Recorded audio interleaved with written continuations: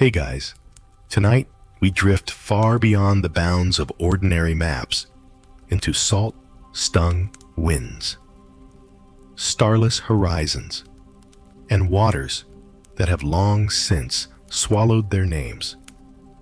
You're not just sailing toward Atlantis, you're chasing a myth that refuses to die.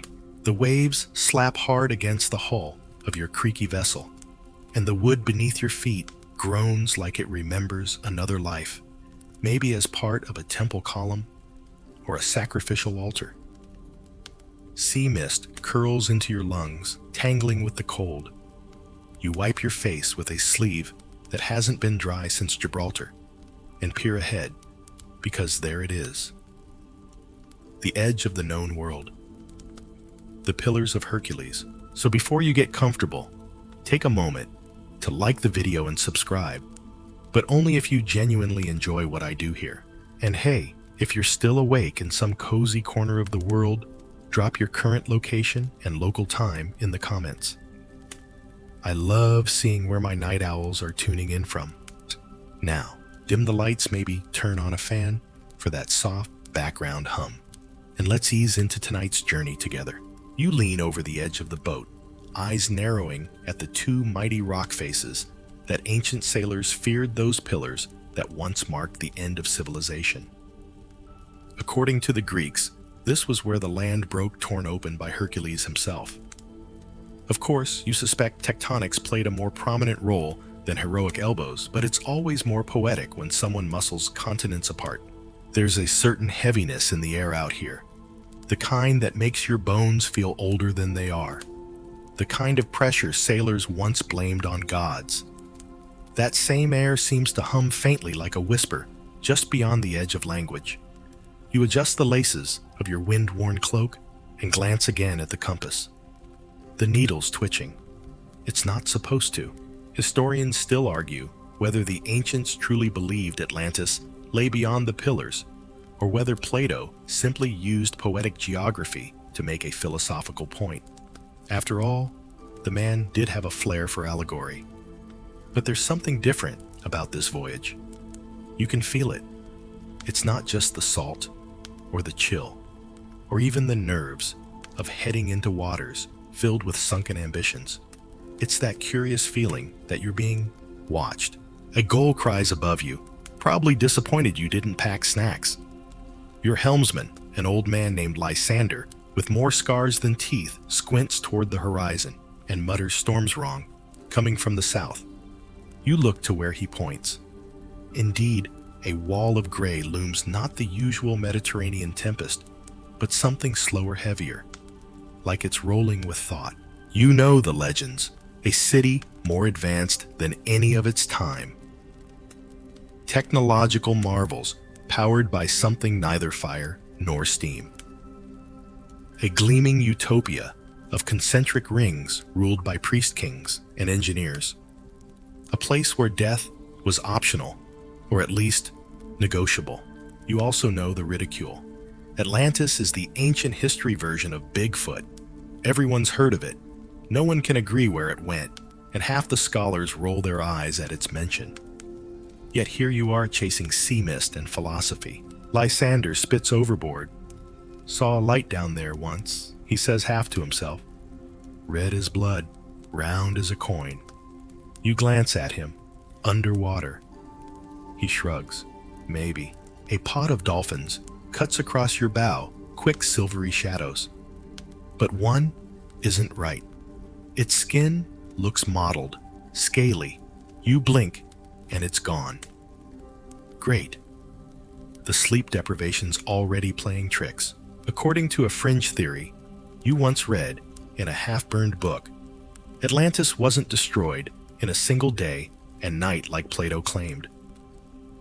Instead, it faded, its buildings turning to mist, its knowledge leaching into coral, its relics swallowed by silt and time. The theory claimed you didn't find Atlantis. It found you. The storm is closer now. But your ship doesn't rock. The waves are oddly calm. It's the sky that churns. Thunder thuds across the heavens like distant drums. You could turn back. You really could. But something in your pocket warms slightly.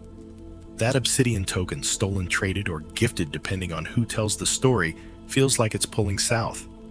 Always south. And so you sail on. The port of Venice is always damp, even when it isn't raining. The stones sweat history, and the canals hum with secrets best left unspoken. You step out of the murky sunlight into the shadow of San Zacaria's forgotten archive, where manuscripts slouch like weary priests and the smell of mildew clings like gossip. No tourists come here. Not because it's hidden, though it is, but because nobody believes there's anything here worth seeing. You do. You're not after the Doge's war records or Byzantine naval logs. You're after the thing that shouldn't exist. The map. It takes you 6 hours, 3 nosebleeds, and a mild asthma attack before you find it, wedged between an unhelpful treatise on Venetian canal maintenance and something labeled Recipes for Preserving Saints. It's rolled in squid ink stained silk, sealed with a wax glyph that looks suspiciously like Poseidon's beard. You unroll it carefully, half expecting it to crumble.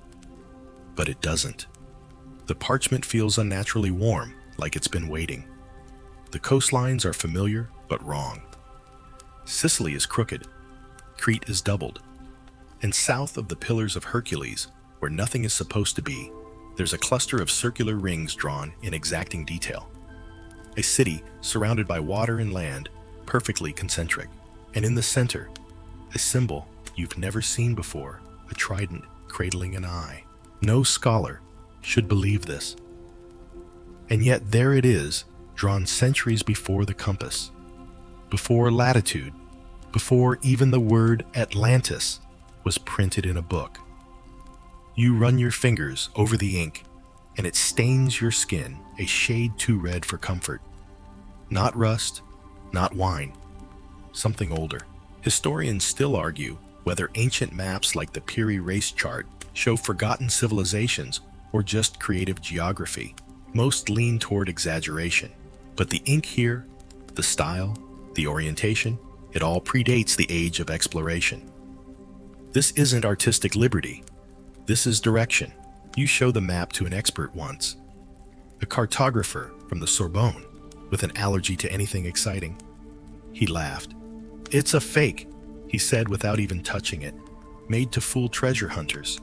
Probably copied from Plato." You didn't argue. You just watched as he rubbed his palm after accidentally brushing the ink and excused himself to the bathroom with a nosebleed of his own. You tuck the map into your satchel now, under a mess of wrinkled linen and stale sea biscuits. The trident eye symbol pulses faintly only when no one else is looking. That might be your imagination. Or not. As you leave the archive, the sky outside seems different, thicker. You swear the water level of the canal rose an inch. But the gondolier shrugs and says, "Moon's acting weird." That's always the answer, isn't it? Blame the moon. Blame tides. Blame old gods turning in their sleep. Later, you cross the Rialto Bridge and pass a mask vendor who eyes you too long. His mask has no mouth. You could swear he nods not to you, but to the map. You return to your boarding house, heart still thudding, as though you've committed a crime. And maybe you have. Maybe just touching that map is theft. Not from a person, but from time. You fall asleep to the sound of gondola paddles and church bells, the map pressed under your pillow like a secret. And in the dream that follows, you're underwater.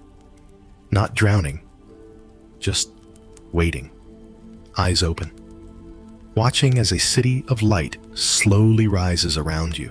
When you wake, your fingertips are still faintly red. The city was said to be made of circles. Not in the poetic way either. Actual, measurable, annoyingly perfect circles. Land and water alternating like ripples frozen in time. Atlantis, as Plato described in Timaeus and Critias, was no half-formed myth.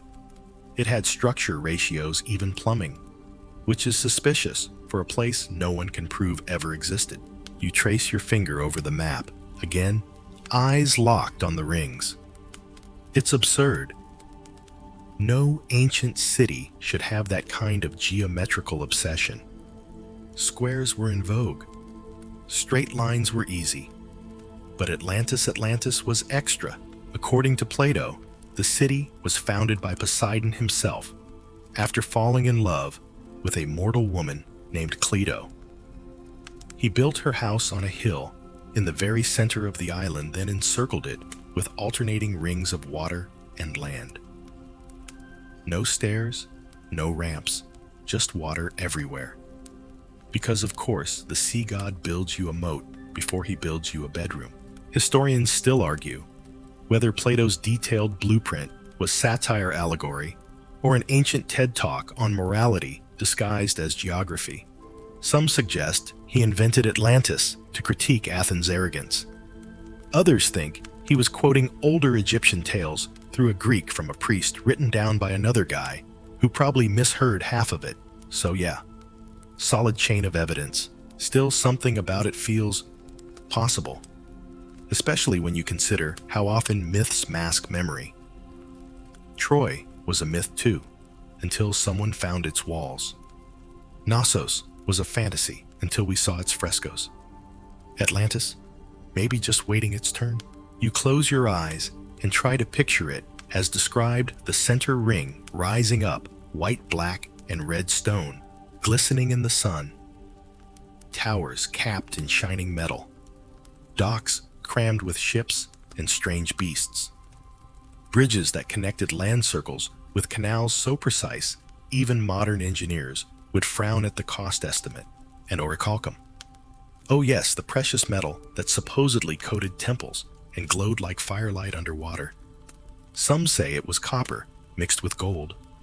Others claim it was a mythical alloy that absorbed power, reflected evil, and made your teeth whiter.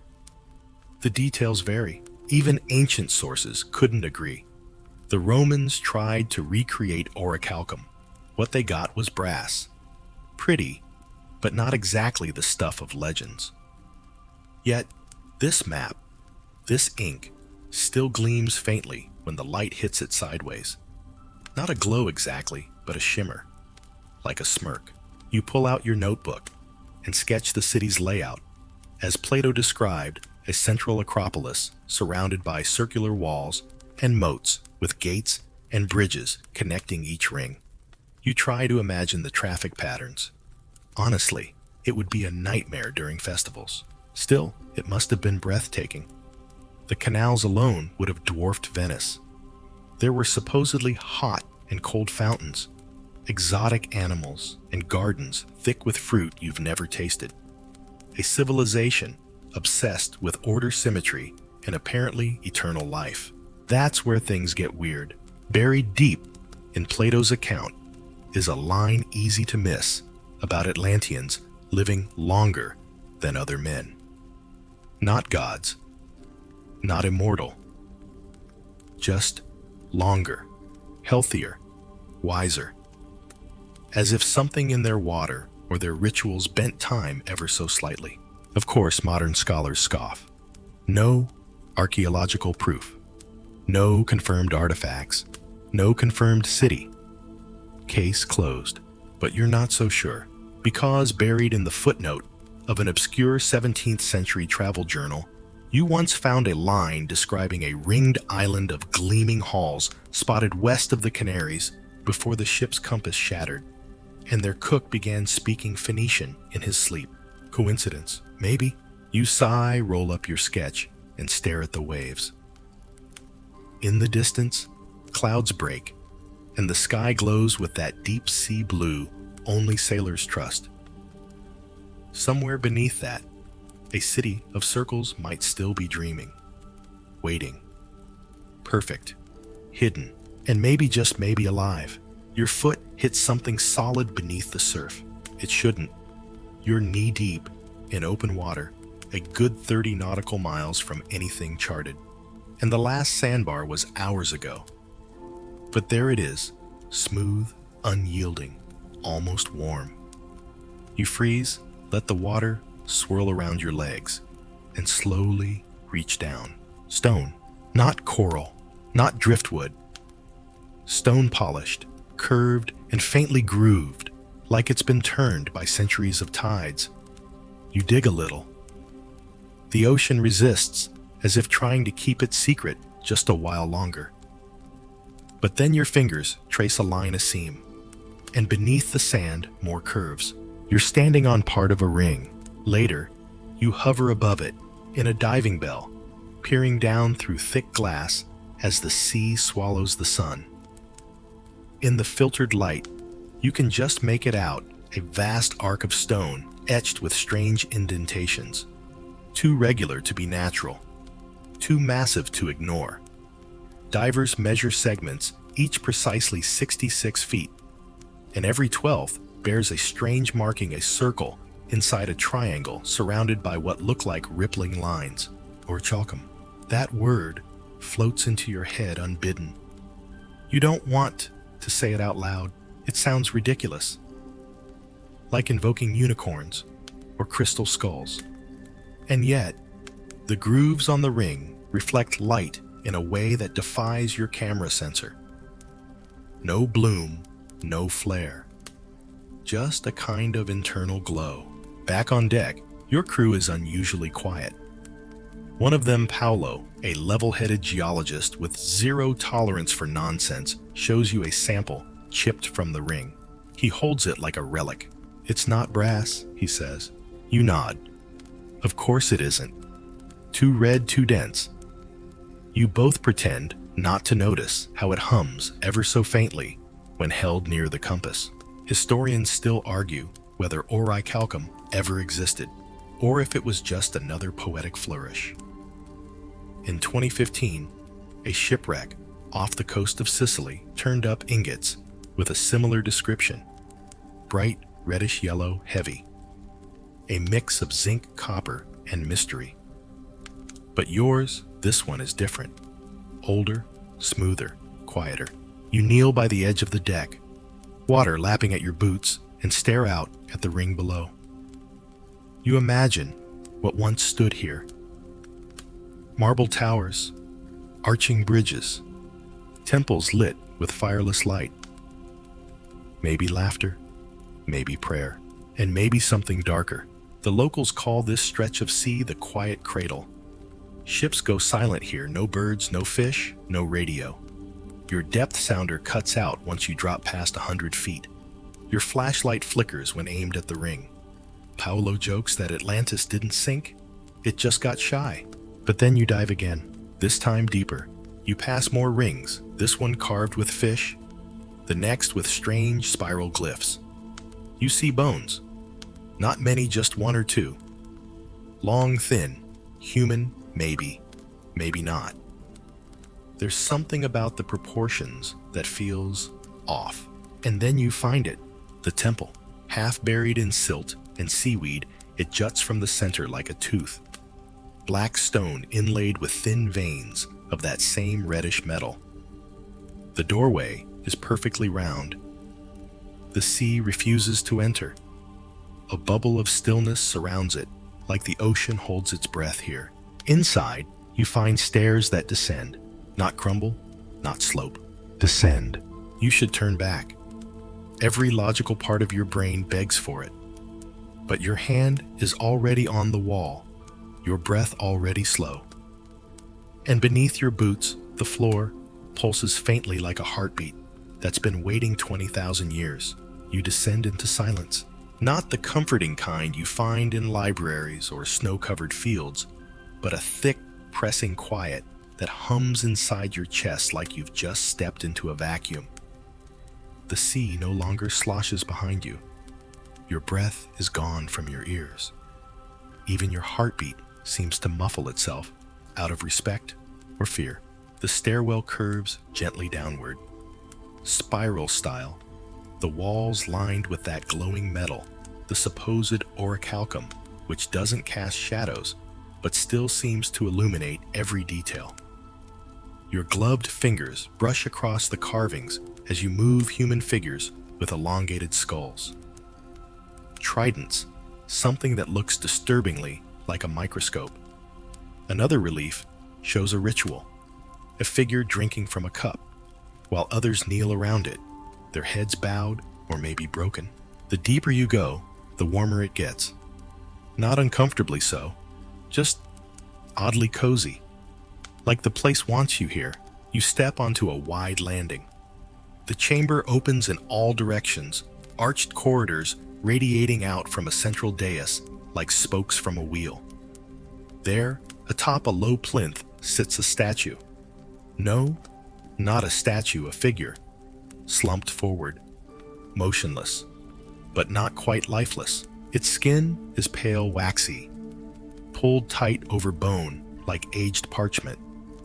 Hair like silver filaments drapes over its shoulders, and its eyes, half closed, glint with the same faint shimmer as the metal on the walls. You don't breathe. You just watch. Then the eyes flick open. You fall back against the wall. The figure doesn't move. Its lips remain sealed, but its gaze pins you like a museum butterfly. It doesn't feel hostile, just aware, observing, as though it's trying to remember where it saw you last. A hum begins low, steady, almost like chanting, but without voices. It vibrates through the floor up your spine. You stagger to your feet and scan the walls. The carvings move, or maybe they always were. One shows a figure stepping into a pool and emerging different. The same person, but with a glow inside. You step closer. Beneath that relief, a thin line of glyphs spirals downward. Historians still argue whether Atlantis was meant to represent a technological society, a spiritual one, or both. Some fringe theorists even claim it was home to a priesthood of bioengineers, people who fused early science with metaphysics.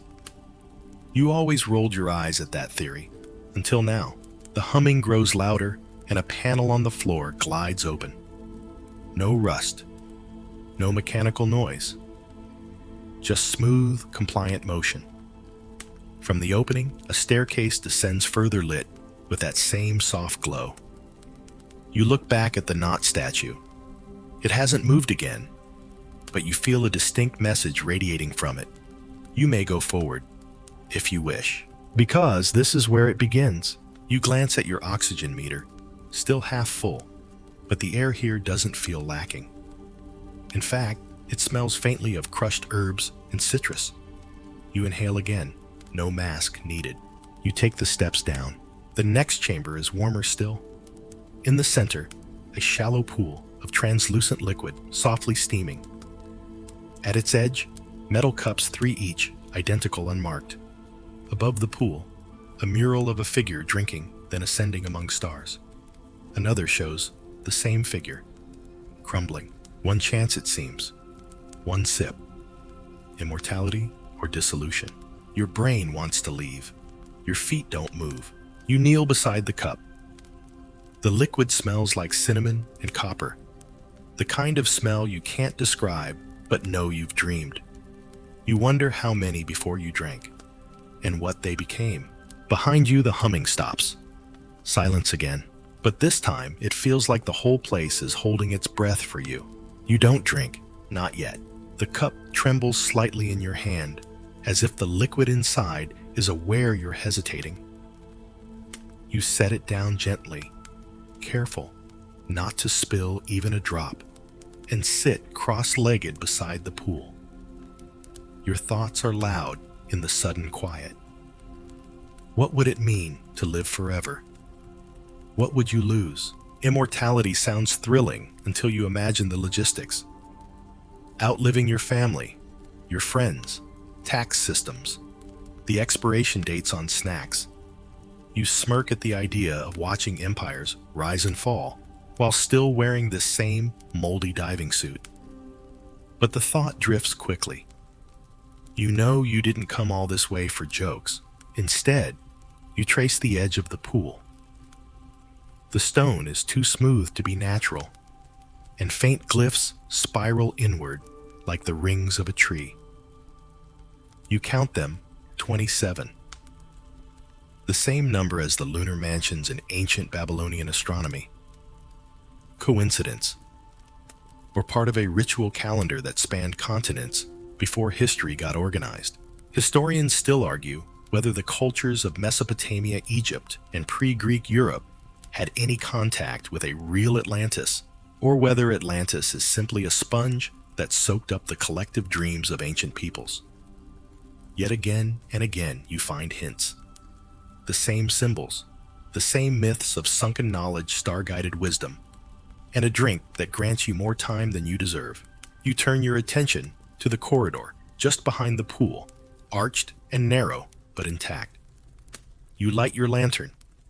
The flame flickers a deep blue for a moment, then settles. As you step inside, the stone beneath your boots changes texture. Less marble, more like hardened coral, slightly porous, faintly pink. The walls here aren't carved. They're grown. This corridor isn't built. It's cultivated. The air thickens, not unpleasantly, like walking into a greenhouse after a long winter. Moss glows faintly along the seams, and delicate ferns sprout from impossible cracks in the ceiling. You brush your hand along one soft, damp, and pulsing faintly under your fingers. Alive. Then you hear them, voices, not speaking, humming. Low-layered harmonic. Not human, not electronic. Something in between. You freeze. Not in fear, but in reverence. This is no longer architecture. This is biology fossilized and singing. A niche opens ahead. Not a door, it just recedes like it sensed you. Inside is a stone basin, and within that something impossibly old, scrolls. Dozens, packed tightly into racks of bone and mineral. They hum too. You pick one carefully. The material isn't papyrus or vellum. It feels like fish skin, stretched and cured. The writing glimmers in multiple colors, depending on the angle, like oil on water. You can't read it, not really. But as your eyes trace the symbols, your mind offers meanings. Drink when the moon's bone is bare. Bind the blood to the breath, or fall apart slowly. Listen to the hum. If it stops, so will you. You blink. Did you translate that? Or did it tell you? One scroll features a crude diagram. A figure standing in a circle of stones, one hand on their chest, the other pointing toward a second figure lying flat, bones exposed. Energy light, or something stranger, connects them. A transfer. You tuck the scroll back. As you return to the pool room, you realize the knot statue is gone. Or maybe never was. You check your camera feed. It cuts out exactly 4 minutes ago. Static. You rewind. Nothing there. Not even you. Even something has changed. The pool is still. The cups are gone. In their place, a poppet of twisted gold wire, shaped like a human figure kneeling. Its head is tilted up as if begging. At its center, a tiny red gem pulses softly like a heart or a timer. You don't know what it means, but you suspect you're being watched again. You pick up the poppet, and this time the air seems to sigh. A faint, dry breeze moves through the corridor where no wind should exist, as if the temple is exhaling, as if it's pleased. The monk doesn't knock. He simply appears, right as you step out of the corridor. Poppet in hand, nerves rattling like a poorly packed satchel. He's seated cross-legged by the edge of the pool, head bowed, palms open, as if waiting for rain or forgiveness. His robe is deep red, stitched with unfamiliar sigils, and his skin is the color of old bone. Not pale, translucent. You freeze. He doesn't. I see you chose not to drink, he says softly, without lifting his gaze. You nod slowly, though you're not sure why. Was that wise? He smiles, a small, unsettling gesture that creases only the corners of his eyes. It was human. You lower yourself across from him, knees crackling in protest. The poppet pulses faintly in your palm. You've come for the relic, he continues, brushing non-existent dust from his robe. They always come for the relic. Sometimes with fire, sometimes with tears. You glance around the chamber, unsure what counts as a relic anymore. The The statue, the pool, the monk himself. He chuckles, as if reading your mind. Not all relics are metal or stone. Some are buried inside the chest. The oldest ones, his voice is soft, but carries, like it's designed for bedtime stories or confessions. You listen because something in his cadence makes silence feel like an insult. There was a time when we were many, he says, before the tide took the upper halls, before the stars drifted away from their patterns. You blink. The stars changed. Of course, he says, gently amused. We changed them. To buy more time. Historians still argue whether ancient people possessed astronomical tools far more precise than we credit them for. The Antikythera mechanism, Noptoplaya, even hints from Sumerian tablets. They all suggest some ancient minds saw the sky not just as mystery, but as machinery. Time, the monk says, is not kind. It is not cruel. It is only hungry. You shift uneasily. The air's warmer again. The moss glows brighter. What did the relic do, you ask? He leans forward, finally meeting your gaze. His pupils are enormous, like black holes wrapped in dust. It gave us the ability to choose, to stretch a year into 10, to stop a moment and live inside it. Immortality, not quite. Immortality is static.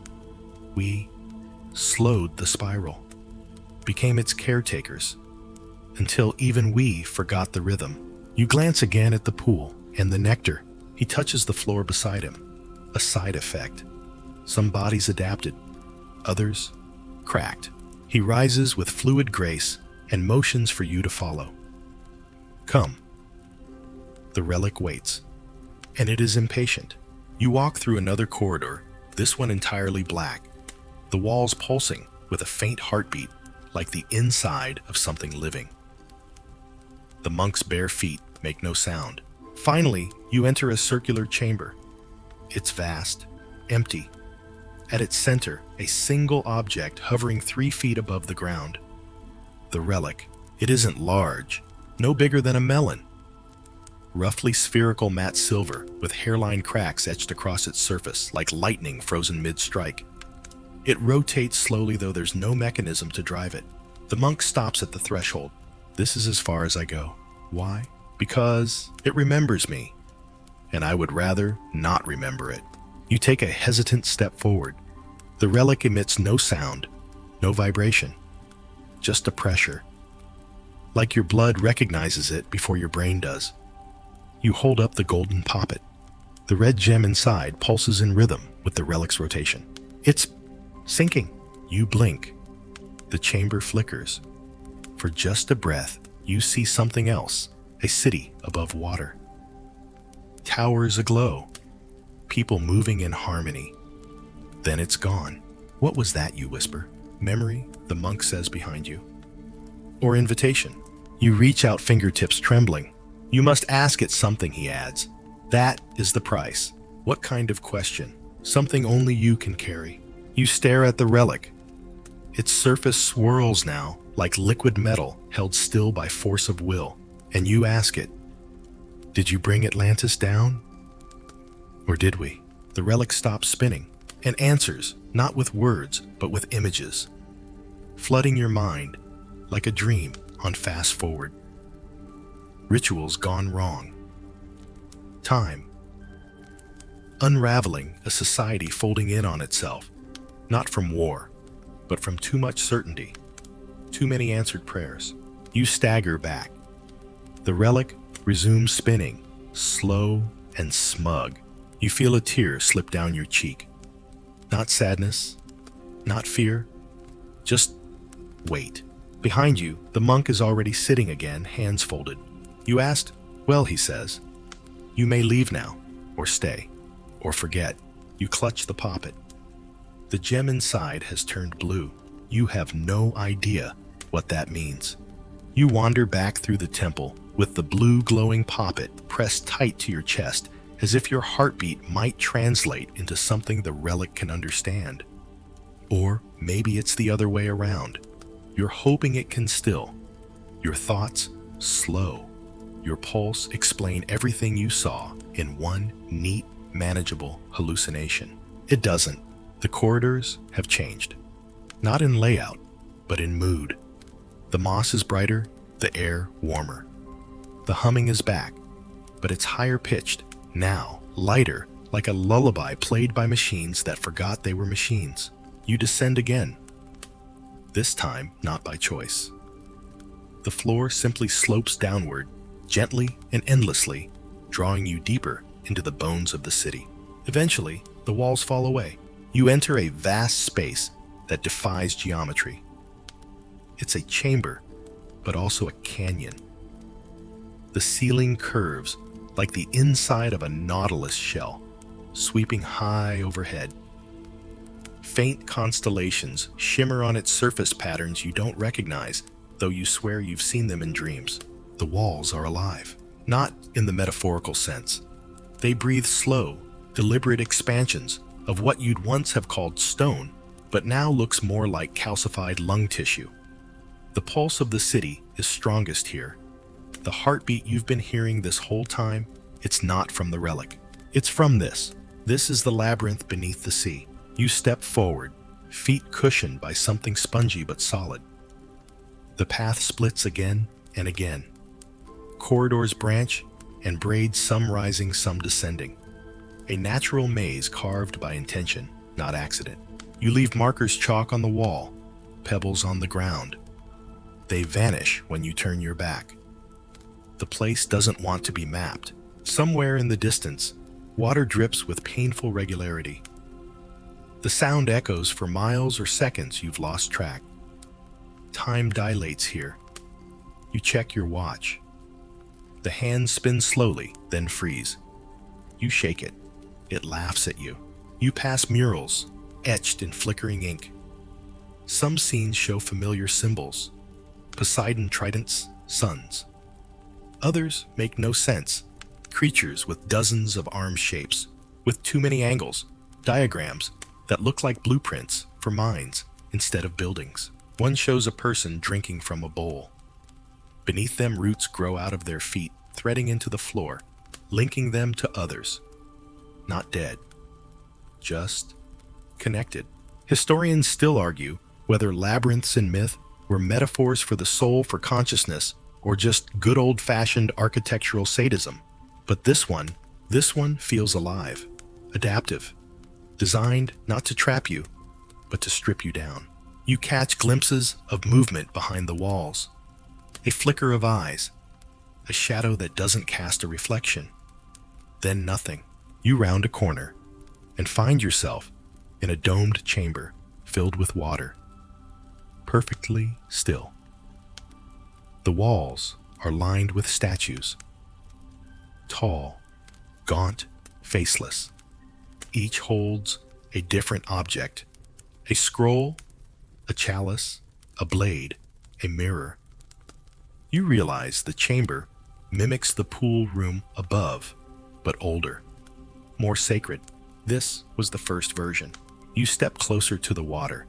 Your reflection is there, but it shifts, ages. Your face becomes older, then younger, then unfamiliar. A child, a stranger, a skeleton, a flash of someone in a robe with your posture. You look away. In the water's center, a pedestal rises, and on it, the second relic. It's not like the first, no orb, no glow. Just a thin slab of translucent material, almost like glass. Inside it, a shape pulses a golden spiral, infinite and looping. You stare into it and feel your body sway. Suddenly, you know where you are. Not in Atlantis, in the version of Atlantis that came before. The blueprint, a memory, the prototype of a city that once stretched across islands, continents, even time itself. Before the ocean swallowed its mistakes, the relic hums gently, like it's greeting an old friend. You raise the poppet. The blue gem turns white. The labyrinth shifts. Walls fold. Corridors realign. The chamber narrows behind you, encouraging you onward. Not to escape, to choose. Because here, Deep in the oldest part of the drowned city, the air is thick with a question. Do you want to remember or forget? The statues watch. The spiral pulses. And you are still deciding. You choose to remember. It's not a noble decision, necessarily, just the kind that bubbles up from the marrow of your bones before your thoughts can wrap around it. The kind of choice that doesn't feel like a choice at all, but a nudge. A turning of a page that was already mid-turn. The moment you acknowledge it, the spiral inside the second relic begins to rotate. Slowly at first, then faster, until it becomes a whirlpool of golden light behind the transparent pane. You don't look away, because this is what you came for, isn't it? Knowledge, truth. Whatever was left behind when Atlantis fell, not just the artifacts, not just the stories, but the why. Why it rose, why it fell. And why, against all reason, you're standing here thousands of years too late and yet somehow exactly on time. As the spiral spins, you feel something shift inside your head. Not pain, not even pressure, just adjustment. Like your thoughts are rearranging their furniture. You stagger back, hand against the wall. It pulses under your palm once like a reassuring heartbeat. Then the visions begin. Not flashes, not hallucinations, memories, but they're not yours. You're standing in a high tower, gazing across concentric canals that glimmer in the sunlight. The air smells of saffron and seawater. Ships move silently beneath stone bridges. Above, strange birds circle lazily, feathers glinting copper in the light. You blink, and now you're in a laboratory, if it can be called that. Tools you don't recognize hover in midair, controlled by gestures and sound. A figure, tall, robed, faceless, stands before a massive dome filled with swirling liquid and whispering light. They speak, but not in words. Their meaning arrives in your chest. The time spiral must reset. Another blink, and now you're surrounded by flame. The canals boil. Towers crumble. Screams rise, but they're swallowed by silence. Not water, not fire, just erasure. Like the city is unmaking itself. Not from war, not from punishment, from inevitability. As if it had reached the edge of its timeline and chose to step off. You jolt back into your own body. The relic is still. The spiral has vanished.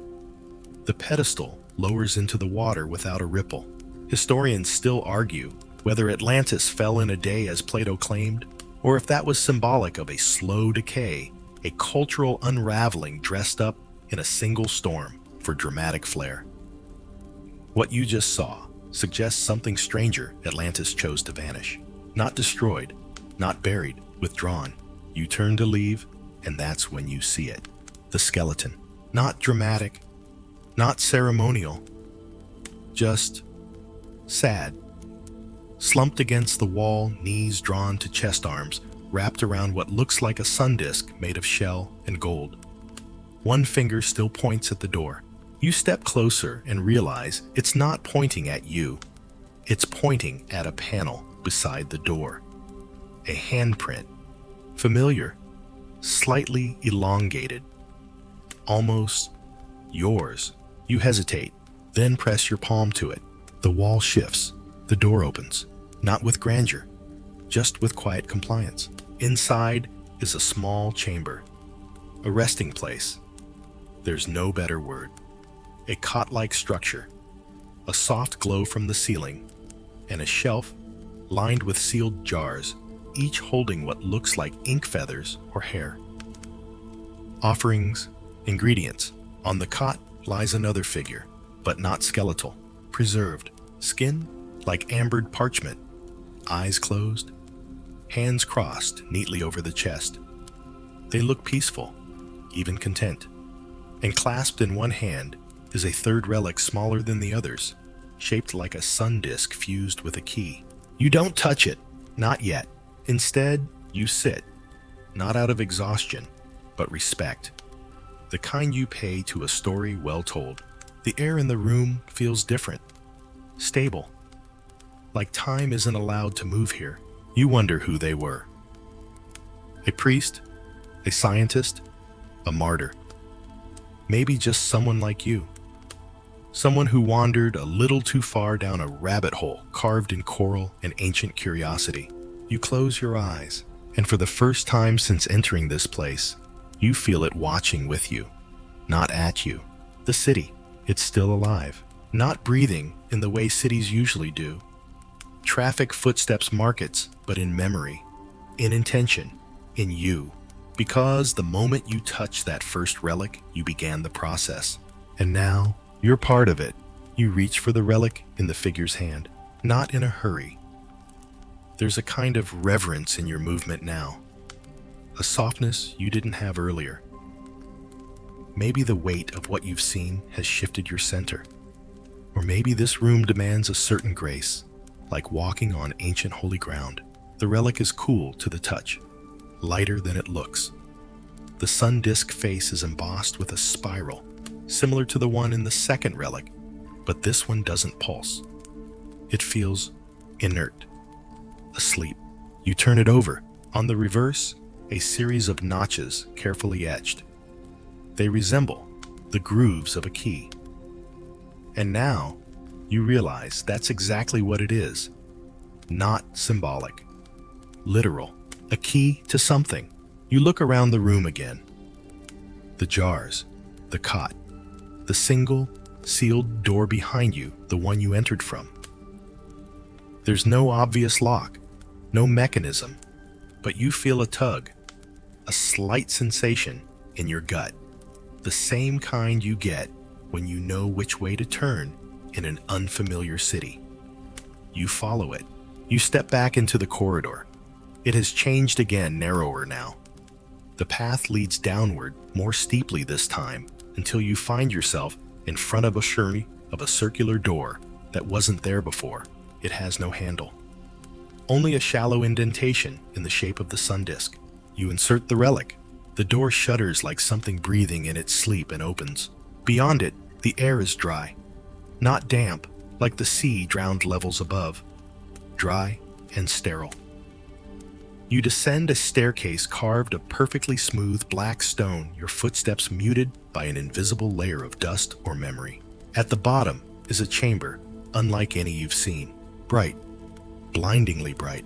No torches, no glowing moss. Just radiant light that seems to come from the very walls that are covered in mirrors. Or what looks like mirrors. Except your reflection is wrong in every single one. In some, you're older. In others, younger. In one, you have no face at all. One reflection looks directly at you while your body turns. Another weeps silently. Another smiles. Not at you, with you. This is the chamber of versions. You step forward and notice that every mirror holds a small label at its base. Not in Greek, Latin, or any known tongue. Yet like the relics, your mind hears them rather than reads them. Self who drank. Self who left. Self who forgot. Self who returned. Self who waits. Self who became. You stop in front of the last one. The mirror is taller, wider, and blank. No reflection. You wave. Nothing. Then slowly, it begins to fill not with your image, but a silhouette.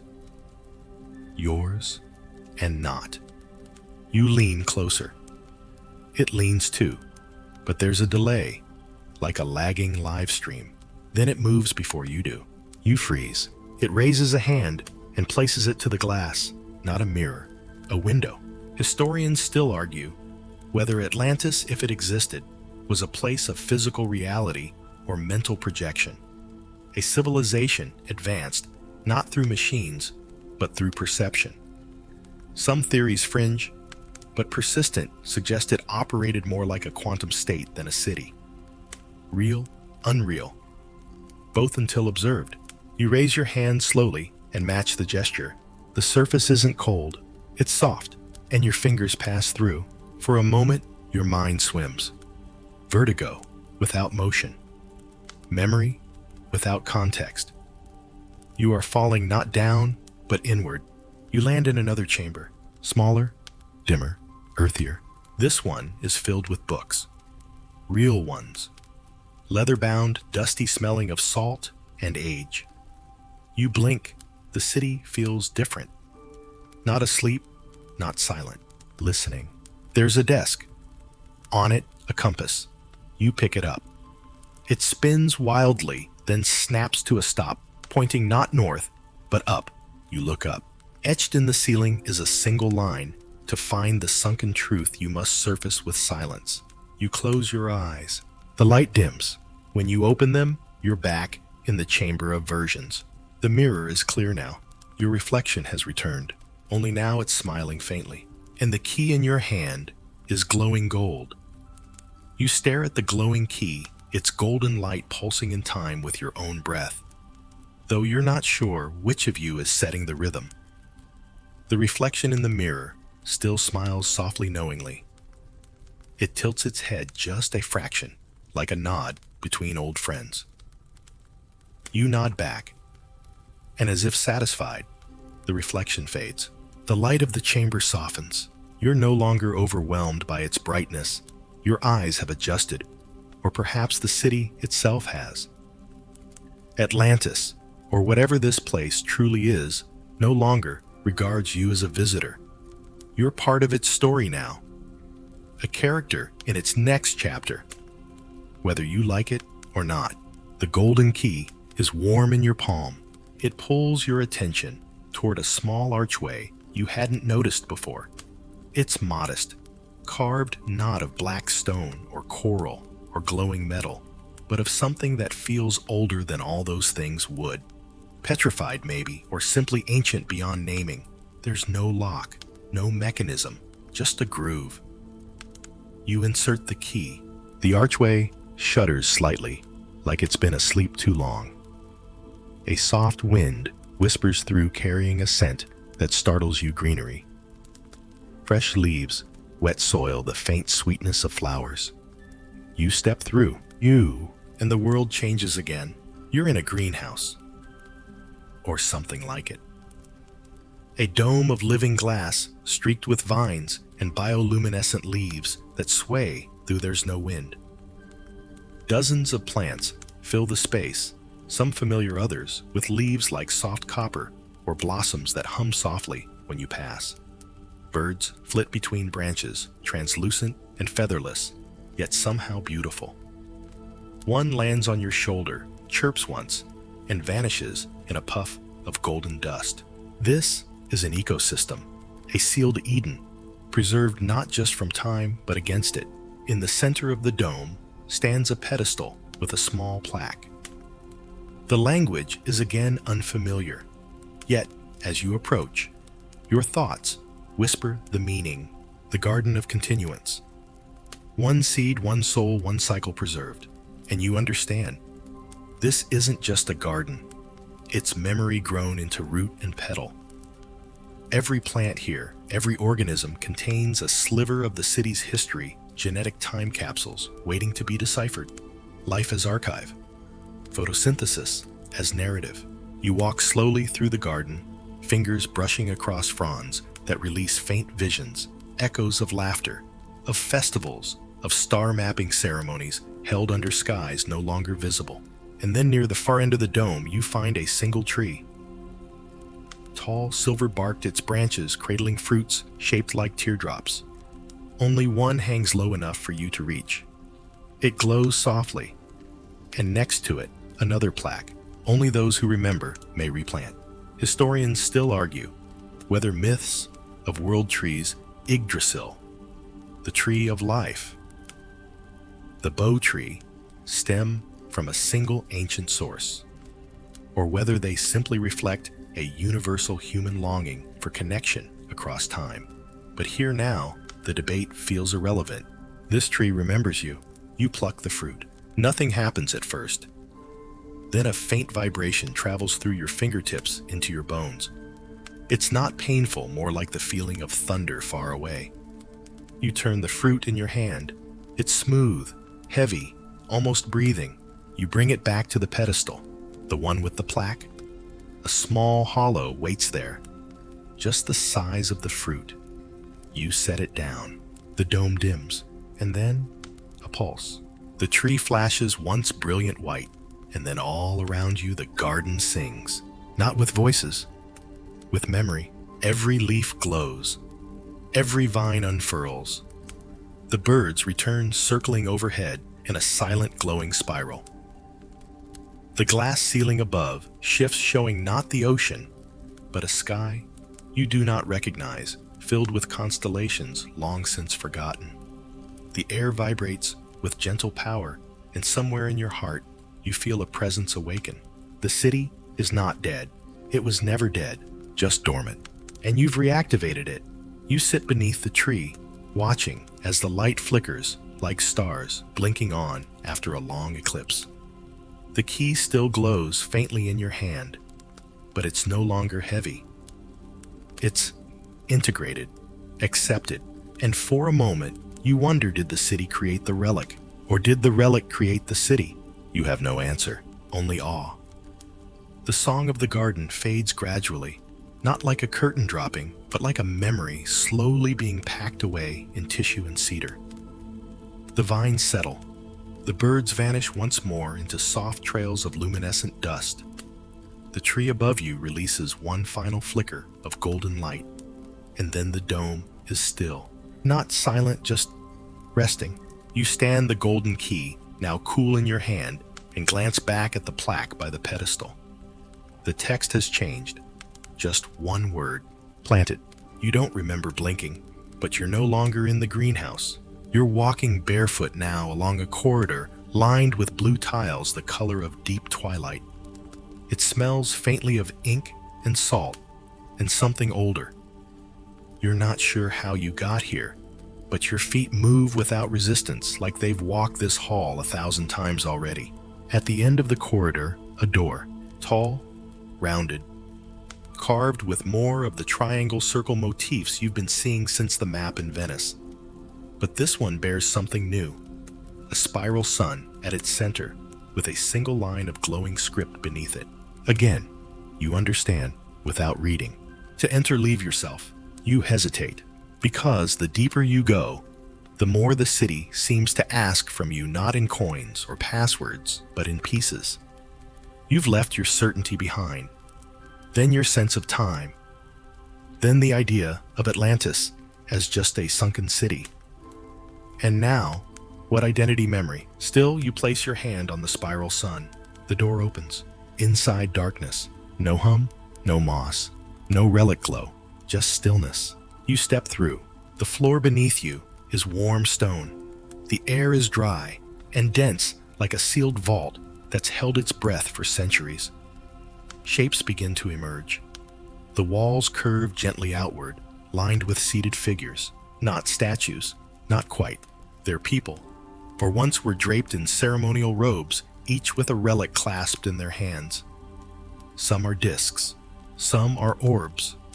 One is shaped like a spine. They sit in silence, facing inward toward a central plinth.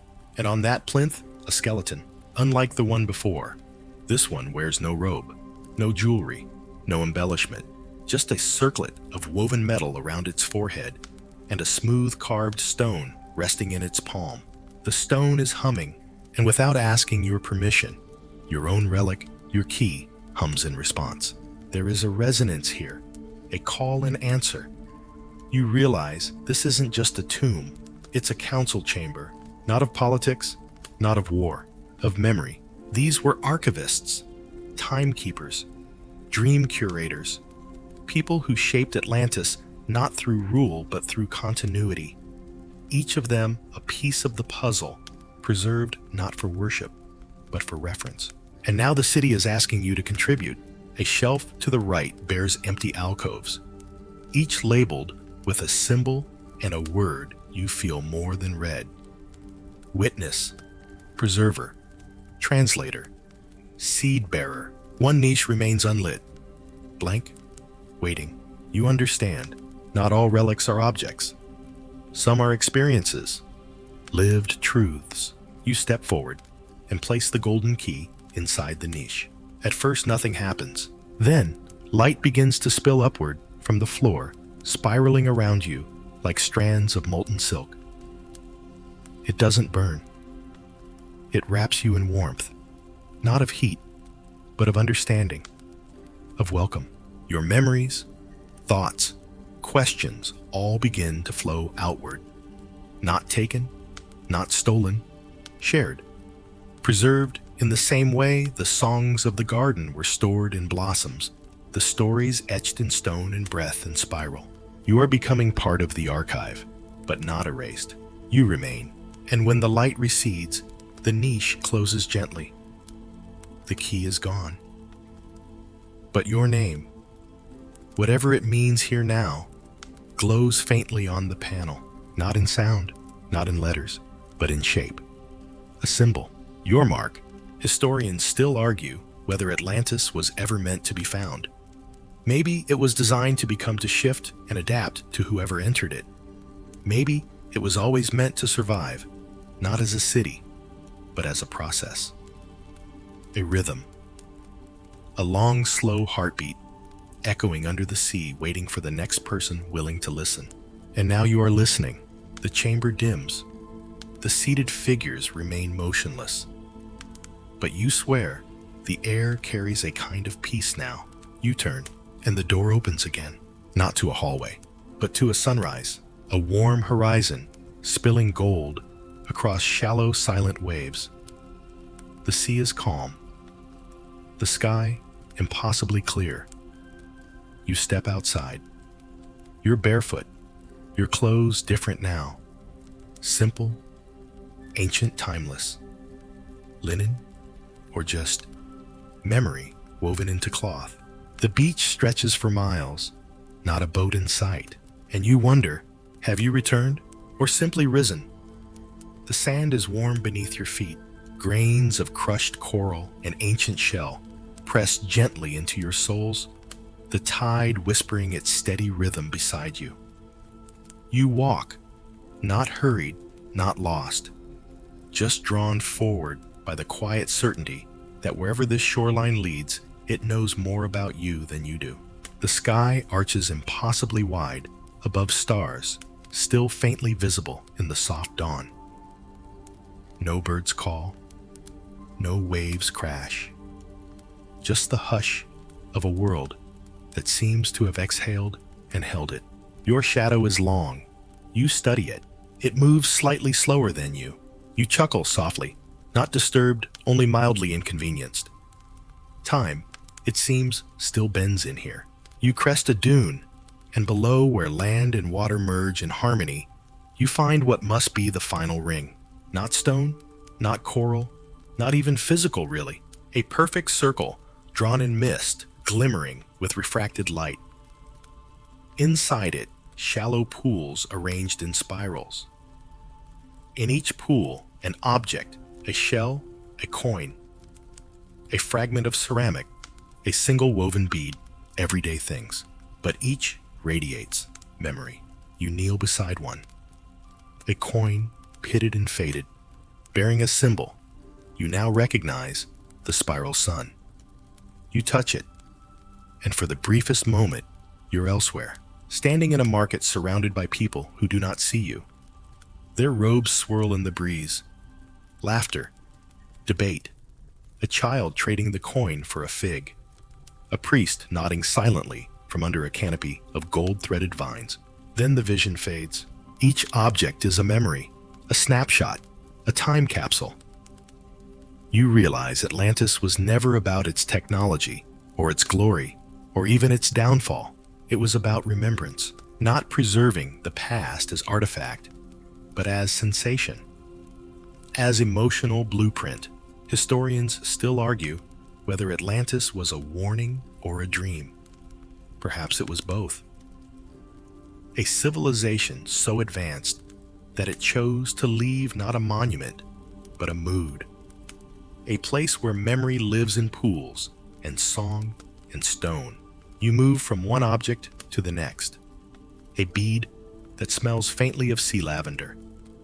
a shard of pottery that brings tears to your eyes for reasons you can't explain, a sandal strap that triggers the vague sense of reunion, of returning somewhere after too long. Each object whispers gently, "You are part of this." At the center of the final ring is a chair. Not a throne, not ornate, just simple, curved from driftwood and pale stone. Facing the sunrise, you sit and everything stops. Not in a fearful way, not death, stillness, the kind that wraps around you like water at just the right temperature, the kind that understands your worries before you've spoken them, that forgives you for not knowing everything, that reminds you you don't have to. The relics are gone. The relics were never the goal. You were. You are the vessel now, the carrier of memory. You've seen the city, tasted its silence, felt its questions and its warnings and its love. Yes, love for continuity, for beauty, for small, strange human moments. Human. You look to your right. There's a second chair, empty. You know someone else will sit there one day. Maybe soon, maybe never. But Atlantis is patient. It always has been. The wind rises, gently rustling your linen robe. You close your eyes. You are not dreaming. You are not lost. You are part of the archive. And you are exactly where you're meant to be. You don't know how long you sit there. Time is different here. Or maybe it's just no longer interested in you. The sun drifts lazily across the sky, painting the pools with shifting patterns of gold and silver. Your thoughts feel lighter, untethered, not erased, just reshelved, easier to carry. Eventually, you rise, not because you're told to, just because the stillness has done its job. It's settled inside you now. You carry a piece of it with you, woven into your breath. The path back is not the same one you came from. It never is. This one winds gently through arches of living coral, soft pink, pulsing with bioluminescent threads. Beneath your feet, smooth stone slabs stretch like stepping stones across a glassy channel. Fish flit beneath the surface, fish with eyes like stars and tails that shimmer in and out of existence. You try to count them. You fail. The water laughs. On the far side of the channel, a structure awaits. Small, round, unremarkable. A dome half sunken into the sand. You duck through the low entrance and find yourself in a room with nothing but mirrors. Again, but these are different. No twisted reflections. No alternate selves. Just fragments. Each mirror shows a place you've been. The staircase with the humming walls. The knot statue with ancient eyes. The tree in the greenhouse. The skeleton holding the sun disk. The relic floating above the plinth. The monk cross-legged and silent. The whispering pools. The chamber of stillness. The city has recorded your path. Not to test you, not to judge you, to remember you. You stand in the center of the room and look up. One last panel opens in the ceiling. A final mirror. This one reflects not where you've been, but where you are going. You see a shoreline, a real one, familiar. You see yourself, or maybe, or just wiser, sitting at a desk maybe, or by a fire, telling someone a story, a child perhaps, or a stranger who wandered in from the rain. And the story you tell is this one. You blink, the mirror fades, the floor shifts beneath you, not violently, gently, like a gondola pulling away from shore. You're rising, not through a tunnel, not through water, through memory, through the story itself. The dome vanishes. You are on a boat. Lysander is there, squinting at the horizon, like he's trying to remember something important. The compass lies still now, its needle pointing firmly north. The air is calm. Your fingers are clean. Your clothes are dry. There's a salt breeze. No relics in your bag, just that same old map. And the faintest red stain on your fingertips. You were gone a while, Lysander mutters. You glance at the sun. still rising? Or is it setting? Did you find it? You don't answer, not with words. You simply smile, and the wind catches your voice when you say, "It remembers us." He doesn't ask who it is. You sit down beside the helm, letting the waves carry you back or forward. You're not entirely sure anymore. Below, far below, the city sleeps again, not hidden, just waiting. Because memory, like Atlantis, never truly disappears. It just sinks deeper, until someone dares to look. The return is so gentle, you almost don't believe it's happening. The boat cuts across the sea, like a knife through soft linen. The sun is higher now, maybe. You gave up trying to track time around Section 4, when stairs bent sideways and temples hummed lullabies. The sky is bright clear, too perfect to belong to any known hemisphere. Lysander hums to himself at the rudder. His voice is cracked and low, but it wraps around you like an old blanket. No one says anything more. The silence feels earned. You sit, legs folded beneath you, staring at the map one last time. It's changed, only a little. The lines are the same, but they're etched into the bottom margin in that squid ink red. You now see something that wasn't there before. A spiral, faint and simple, followed by 3 words. You were here. It shouldn't be possible, but you smile. Because of course, the map would remember too. Behind your closed eyelids, pieces of Atlantis still flicker like candlelight. The golden spiral, the temple roots, the archivists seated in stone, the tree that sang, even the bird that landed on your shoulder and dissolved into dust, that strange, silent creature who might have been the city's true guardian. You wonder if you'll ever go back, not physically, just inwardly. You probably already are. Historians will still argue, of course they will, about whether Atlantis ever existed, about whether you dreamed the whole thing, about the symbolic nature of Plato's dialogues. They'll dismiss the relics, the spiral key, the map that changes itself.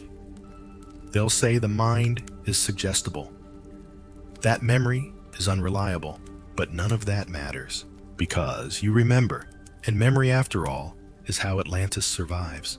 You feel the boat slow. Land appears ahead. Pale cliffs, olive trees. Maybe a village tucked somewhere inland, with bread and laughter, and no relics to be found. You could step off and never speak of this again. Or you could write it down, not to prove it, to preserve it. Because stories, especially the ones about sunken cities and relics that hum when no one is listening, don't need proof. They just need to be told and retold. And maybe if someone else listens closely enough one day, they'll find the relic too, not buried in coral, but within. You exhale slowly. Your journey ends not with revelation, but with the quiet certainty that something ancient and kind and impossibly vast has looked at you and remembered you back. So now, as the waves fall away behind you and the hush of the sea folds over your ears, let your breath slow. There's no need to chase the spiral anymore.